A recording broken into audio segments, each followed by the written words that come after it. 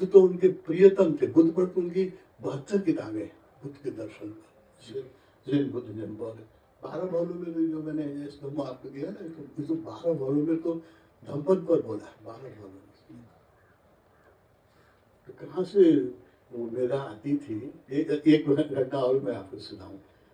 वो बोल रहे थे पातंजलि पर, बॉम्बे में थे, वुडलैंड में रहे थे, तो पातंजलि पर बोल रहे थे। तो पातंजलि की योग सूत्र की व्याख्या कर रहे थे। तो एक योग के हम लोग के गुरु भाई ही थे, लेकिन योग में उन्होंने बहुत PhD वगैरह किया हुआ था। मुंगेर स्कूल ऑफ योगा के प्रोफेसर रह चुके थे, तो बड़ा योग के गुरु थे। तो उन्होंने प्रश्न किया कि देखिए, आप जो पातंजलि की व्याख्या कर रहे हैं अच्छी तो लगती है मुझे, लेकिन ये शास्त्रीय व्याख्या नहीं है। तो शास्त्रीय व्याख्या कोई और ही है, तो इसे आप डेविएट कर रहे हैं। तो जो उसका उत्तर था, मैं नहीं भूल सकूंगा। उन्होंने कहा कि देखो, तुम ठीक से सुनो, मैं पातंजलि के सूत्रों की व्याख्या नहीं कर रहा हूँ। मैं तो अपने को खाली कर लेता हूँ और उनको आह्वान करता हूँ। वो खुद ही अपने सूत्रों की व्याख्या कर रहे हैं। और वो शास्त्रों से मिलता है या जो नहीं मिलता है, ये तुम्हारी समस्या है, मेरी समस्या नहीं। मुझे अपने गांव के बारे में कहने के लिए एक बोध गया की घटना सुनाता हूँ। बोध गया में बुद्धिस्ट कॉन्फ्रेंस था, वर्ल्ड बुद्धिस्ट कॉन्फ्रेंस से किया था। मदन आनंद कौशल्यान एक बहुत बड़े बुद्धिस्ट स्कॉलर थे, उसो के भी बहुत बड़े फैन थे। तो उसो उस समय एकदम युवा थे और यूनिवर्सिटी में लेक्चरशिप ज्वाइन ही किया था। उनको भी उन्होंने बुलाया था। तो वहाँ उसने जो बुद्ध के इनलाइटमेंट पर जो बात कही है कि कैसे बुद्ध इनलाइटेड हुए, वो शास्त्रीय मत से बहुत अलग है। शास्त्रीय मत उन लोगों का क्या है कि बुद्ध वज्रासन में बैठे, सुजाता का खीर खा के वज्रासन में बैठे और प्रतिवर्ष किया कि जब तक मैं बुद्ध नहीं हो जाऊंगा, इस पर फिर से उठूंगा नहीं वज्रासन तक। उस कल सुबह इनलाइटेड हो गए। उसने बिल्कुल गलत अलग व्याख्या की। उसने कहा कि नहीं, वो ध्यान करते करते, वो उपवास करते करते तंग आ गए थे और निराश हो गए थे। बुद्धिस्ट 12 बजे के बाद नहीं खाते हैं, तो वो भी नहीं खाते थे। उनकी शरीर काया एकदम पतली हो गई थी।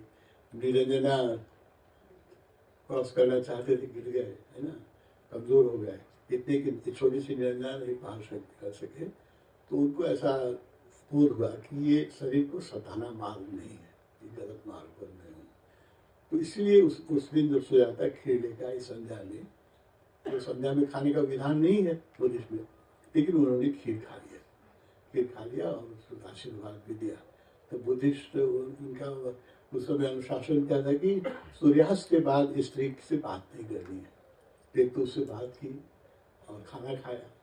तो उनके जो पंचभद्र थे, उनको लगा कि ये च्युत हो गया, तो उसको उनके चले गए। तो अकेले रह गए बुद्ध, और बुद्ध इतने थक गए थे, उनको लगा कि जो शरीर को सताने का जो मेरा मार्ग है, ये ठीक नहीं है।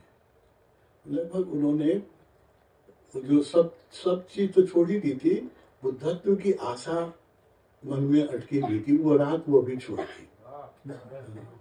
और उस रात कहे कि वो सोए, एक जो वो था चरवाहा था, उसने हरी हरी घास ला दी थी, उसका बिस्तर बिछा करके रात में तपस्या करते थे। उस रात खीर खा के, रात्रि भोजन नहीं करते थे, उस रात खीर खा करके आराम से सोए। और सारी इच्छाएं तो त्याग दी थी, एक बुद्धत्व की इच्छा अटकी हुई थी, उस रात उसका भी त्याग कर दिया और बिल्कुल खाली होकर सोए। सुबह सूर्योदय होने के पहले आकाश में तारे डूब रहे थे, दिखते रहे। सुबह हो रही थी, एक एक तारा डूब रहा था, देखते रहे थे एकदम बिना किसी इच्छा के। अंतिम तारा भी डूबा और इधर बुद्ध का मन डूब गया और इनलाइटेड हो गया। ये व्याख्या की। मदन आनंद कौशल्यान तो रोने लगे, इतनी अच्छी व्याख्या हमने सुनी नहीं। लेकिन बुद्ध भिक्षु ने करके क्या कहा कि ये शास्त्रीय व्याख्या नहीं है। शास्त्रीय व्याख्या तो ये है कि उन्होंने उस रात भूमि में स्पर्श करके वज्रासन में बैठे और संकल्प किया कि बुद्ध होके उठूंगा, नहीं तो मैं मर ही जाऊंगा। तो आपकी जो व्याख्या है शास्त्रीय नहीं है। देखिए, उस समय 30-35 वर्ष के थे, तो अफसर थे, यंग थे, और बुद्ध भिक्षु वहाँ सारी दुनिया के वर्ल्ड बुद्धिस्ट कॉन्फ्रेंस था, सब लोग आए हुए थे, एक से एक विद्वान। उसने कहा कि देखो तुम्हें शास्त्रों में ऐसा नहीं दिखा, उन्होंने कहा। उसने कहा कि देखिए मैं, तू कहता कागज देखी, मैं कहता आंखें देखी। तो कागज देखी कह रहा है, मैं आंखें देखी कह रहा हूँ। और तुम्हें शास्त्रों पर इतना भरोसा नहीं है, लिखे पर इतना भरोसा है, तो ले आओ मैं लिख देता हूँ, उसमें करेक्शन कर देता हूँ। लिखे पर ही भरोसा है तुम्हें, लेकिन मैंने तो अपनी आंखों से देखा है जो, तुम कागज भी पढ़ते हो। तो ओशो की जो ये व्याख्या है ना, फाइनली बुद्धिस्ट अभी भी इस पर बहुत विवाद करते हैं। उसने कहा कि जब तक कोई डिजायर रहे तब तक इनलाइटमेंट हो ही नहीं सकता। वो भी जो इच्छा थी वो भी बाधा थी, वो भी जिस रात को उन्होंने वो इच्छा छोड़ दी उसी घटना घटी, है ना। तो इस पर मैं जितनी बुद्ध मेरा भी कई जगह प्रवचन होता रहता है, तो बुद्ध भिक्षु इस पर विरोध करते हैं, कहते कि नहीं ये गलत व्याख्या आपको सुने। एक स्वामी जी हमको मिले, ठीक नया थान, जो शरीर छोड़ दिए, बुद्धिस्ट के बहुत बड़े स्कॉलर, बहुत किताब लिखा, वो उसके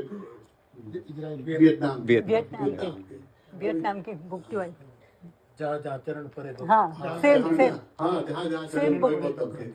बुक इंग्लिश में है उसका, old path and white clouds, old path and white clouds. और वो ये रंग के कपड़े पहनते थे। हाँ बुद्धिस्ट वहाँ वो वियतनामी ज़ेन थे, इस कलर के ज़ेन मास्टर ऐसे ही पहनते, ज़ेन मास्टर।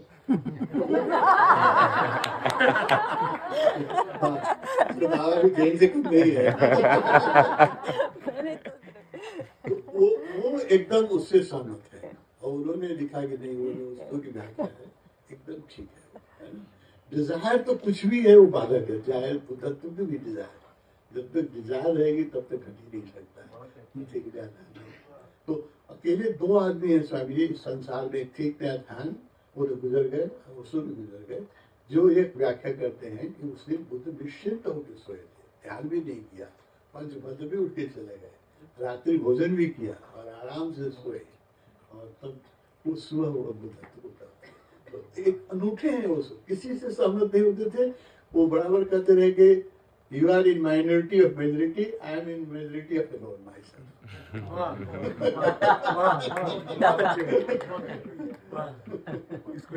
कैसा विद्रोही व्यक्ति है, कैसा विद्रोही व्यक्ति, कहता है तुम लोक मत के अधीन हो, तुम माइनॉरिटी में हो, मैं अपने आत्मा के बल पर बोलता हूँ, मैं मेजोरिटी में